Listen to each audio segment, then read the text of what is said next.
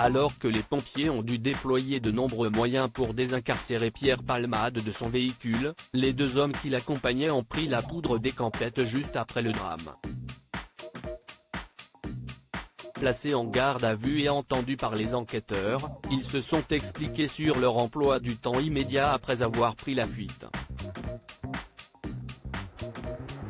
Une fuite avant de récupérer leurs affaires chez Pierre Palmade. Les deux jeunes hommes de 33 et 34 ans, ex-escort boys selon nos confrères du Parisien, fréquentaient l'humoriste depuis plusieurs mois lequel les hébergeait régulièrement chez lui.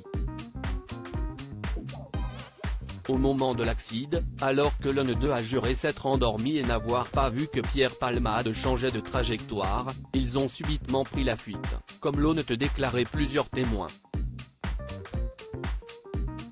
Aux enquêteurs, le premier à avoir été entendu a expliqué qu'à l'initiative de son comparse, ils étaient retournés chez le comédien pour récupérer leurs affaires, et a reconnu avoir consommé de la cocaïne ce fameux jour, confirmant les déclarations de Pierre Palmade.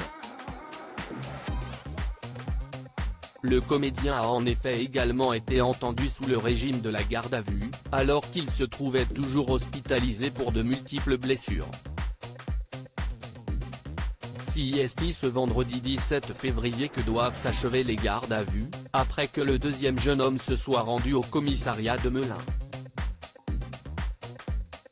Le procureur de la République prendra ensuite sa décision quant à la suite judiciaire à donner à cette affaire, soit une ouverture d'information par un juge d'instruction, qui pourrait s'accompagner de placement en détention provisoire pour Pierre Palmade après sa mise en examen, soit une poursuite d'enquête en préliminaire. Dans tous les cas, les deux fuyards risquent des poursuites pour non-assistance à personne en danger et l'humoriste, plus gravement responsable, homicide et blessures involontaires.